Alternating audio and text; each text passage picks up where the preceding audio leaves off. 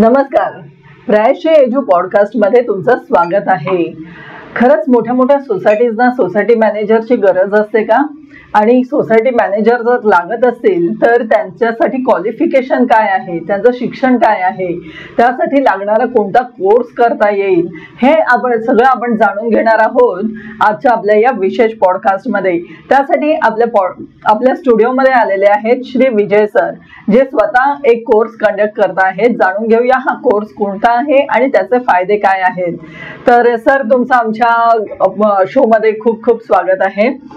Sir, मला एक पहिले सांगा की सोसायटी मॅनेजर होण्यासाठी आधी कुठला कोर्स करावा लागतो आणि कोणती संस्था ही कोर्स घेते आहे? बघा, सोसायटी मॅनेजर सर्वात पहिले आपण एक समजून घेऊया की सोसायटी मॅनेजर म्हणजे काय, तर कशासाठी गरज आहे. तर सोसायटी मॅनेजर म्हणजे सोसायटीचा जो काही आपण म्हणतो की दैनंदिन डे टू डे मधलं काही कामकाज म्हणू शकतो किंवा कारभार जो म्हणतो, हे बघणार कोणीतरी सोसायटीचा एक तिथे व्यवस्थापन करण्यासाठी कोणीतरी व्यक्ती हवं. एक तर सोसायटीच्या आतमधलं कोणी असेल किंवा बाहेरचं, ज्याच्यात कम्युनिटी मेंबर मधून कोणी असू शकतो. पण ज्या सोसायटी मोठ्या आहेत, ज्यांचे मेंबर जास्त आहेत, 100 किंवा 100पेक्षा जास्त मेंबर आहेत, किंवा त्यांच्यामध्ये अम्युनिटीज वगैरे पण बऱ्याच आहेत, त्यांचे मेंटेनन्स बिलं वगैरे, लिफ्ट आहेत त्यांच्याकडे, अशा सोलर सिस्टम आहेत वगैरे, अशा ह्या गोष्टींचं व्यवस्थापन करताना जो लोड येतो तो कोणीतरी सांभाळणार, एक डेडिकेटेड आपण ज्याला म्हणतो की म्हणजे जेणेकरून दिवसभर किंवा कंटिन्युअस कोणीतरी लागतं. व्हॉलंटिअरचं काम होऊ शकत नाही, तर त्यासाठी कोणीतरी बघणार म्हणून आपण त्याला म्हणतो की पोस्ट तयार केली जाते सोसायटीच्या आतमध्ये पदाधिकारी म्हणून. तर एक अधिकारी म्हणा किंवा कम्युनिटी मेंबरच्या बिहाफ मध्ये ते काम करतात, तर हे आहे सोसायटी मॅनेजर.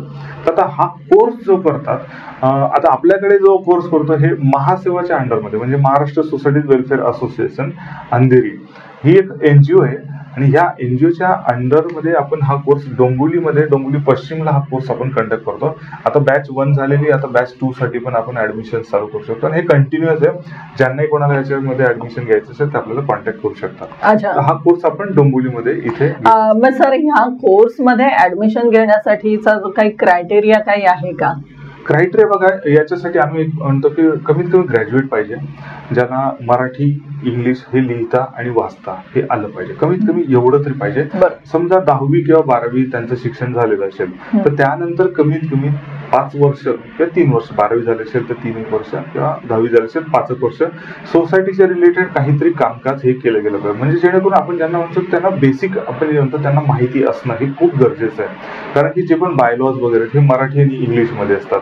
त्याचबरोबर आपण जे काही MCS ऍक्ट वगैरे हे गोष्टी आपल्याला समजून घेण्यासाठी आपल्याला मिनिमम त्या गोष्टीचा क्रायटेरिया हा आपण आपल्याला गरजेचा आहे. त्याच्यामुळे आपणही तेच म्हणतो की 10वी 12वी कमीत कमी ग्रॅज्युएट असेल तर उत्तमच आहे. मग सर, हा कोर्स झाल्यानंतर काही व्यवसायाच्या किंवा नोकरीच्या काही संधी उपलब्ध होऊ शकतात का? नक्कीच. आता यामध्ये कसं आहे, जे प्रत्येकाच्या वैयक्तिक गोष्टींवर अवलंबून आहे. आता कसं आहे, हा कोर्स कोण कोण करू शकतात, आपण काउंटिंग केलं तर ज्यांना कन्सल्टिंग करायची तेही करू शकतात, किंवा सोसायटीच्या आतमध्ये ज्यांना कमिटी मेंबर किंवा इलेक्शन मधून त्यांना सेक्रेटरी वगैरे पुढे जाऊन त्यांना कामकाज बघायचं, तो कोणीही मेंबर, सोसायटीमध्ये राहणारा कोणीही मेंबर हा कोर्स करू शकतं. दुसरं, आता जसं तुम्ही विचारलं की कन्सल्टिंग वगैरे करू शकतात ना, जर समजा त्यांना बायलॉचं नॉलेज वगैरे, सोसायटीच्या रिलेटेडच्या ज्या गोष्टी आहेत, अकाउंटिंग ऑडिटिंग याचा बेसिक नॉलेज आलं तर ते ह्या गोष्टींमध्ये इन्व्हॉल्व्ह होऊ शकतात.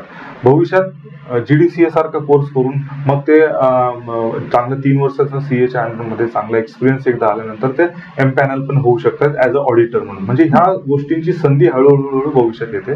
प्रायमरी लेवलला आपण असं म्हणू शकतो, एक तर स्वतःच्या नॉलेजसाठी, एक तर दुसऱ्या सोसायटीमध्ये ऍज अ सोसायटी मॅनेजर म्हणून जर त्यांना जर जॉब करायचा असेल तर ते हा कोर्स जर केला तर त्यांना नक्कीच फायदा. कारण की सोसायटीचं जे काही कामकाज चालतं, मग त्यामध्ये जे register, I register, share certificate, under the bylaw जे पण रजिस्टर मेंटेन होतात, ह्या सर्व गोष्टींचं त्यांना एक नॉलेज मिळतं.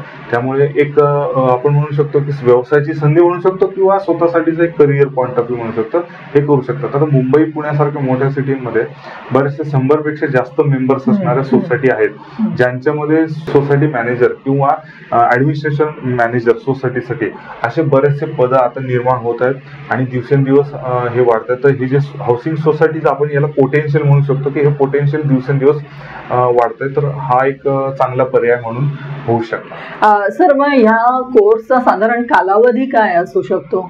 ह्या कोर्समध्ये बघा, हा पूर्ण जो कोर्स आहे याच्यामध्ये पहिले मी टॉपिक सांगतो की काय काय कव्हर होणं. याच्यामध्ये बायलॉज हे 100% बायलॉज जे पण दिलेले त्याच्यासाठी आपण मटेरियल पण आपणच पुरवलं जातं आपल्याकडून, महासेवाकडूनच. तर बायलॉज 100% पूर्ण कम्प्लीट केलं. त्यानंतर हाऊसिंग सोसायटीच्या रिलेटेड एमसीएस ऍक्ट 1960 जे काही पार्ट्स आहेत, पर्टिक्युलरली 154B आणि 79A म्हणजे जो रिडेव्हलपमेंटच्या रिलेटेड हा पार्ट कम्प्लीट होतो.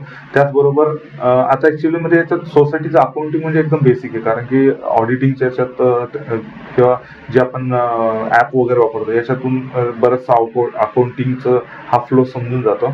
तर ऍज अ मॅनेजर म्हणून त्यांना फक्त जे काही बिलं आलेले असतात किंवा जे वाउचर्स आलेले असतात यांचं नोंदणी करणं किंवा लेजरमध्ये त्यांचे आपण ज्याला म्हणतो की त्यांची नोंद करून घेणं, हे एक बेसिक, अतिशय बेसिक. म्हणजे अकाउंटिंग हा खूप मोठा विषय आहे आणि खूप मोठा पार्ट आहे, पण हा सोसायटीसाठी खूप छोट्या प्रकारात होता.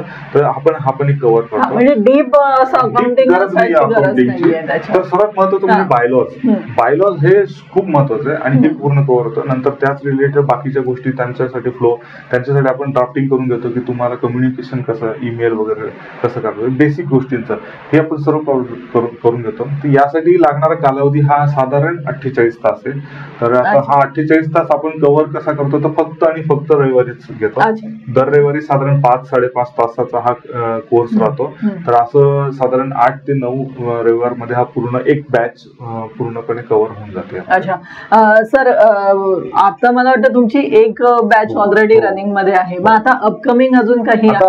आता आपण जुलै एंडला आपण सध्या, आपला पॉडकास्ट जुलै एंडला आहे. तर आता सप्टेंबर 14 आपला प्री सेशन आहे बॅच 2 चा. तर ज्यांना कोणाला याच्यामध्ये जॉईन व्हायचं असेल तर त्यांनी 14 सप्टेंबर पर्यंत आम्हाला कॉन्टॅक्ट करू शकतात आणि त्याच्यानंतर लगेच पुढच्या म्हणजे 21 सप्टेंबर पासून आपली पुढची बॅच 2 ही रेग्युलर चालू होते. सर, अतिशय उपयुक्त अशी माहिती दिलेली आहे आणि खरंच cooperative housing society management course जर तुम्हाला करायचा असेल तर नक्कीच तुम्ही सरांना कॉन्टॅक्ट करू शकतात. सरांचा मी डिटेल्स जे आहे ते खाली डिस्क्रिप्शन बॉक्स मध्ये देते आहे. सर, तुम्ही आमच्या स्टुडिओमध्ये आलात आणि इतकी छान माहिती दिली त्याबद्दल धन्यवाद. थँक्यू. अशाच नवीन पॉडकास्ट आणि नवीन विषयासाठी बघत राहा आपला हा प्रायश एजू पॉडकास्ट. आणि हो, तुम्हाला जर अजून कुठल्या विषयावर जर पॉडकास्ट ऐकायचा असेल तर नक्कीच कमेंट करा. आपण नक्कीच त्या विषयांवर पॉडकास्ट घेण्याचा प्रयत्न करूया. तेव्हा भेटूया आपल्या पुढच्या पॉडकास्ट मध्ये. तोपर्यंत धन्यवाद.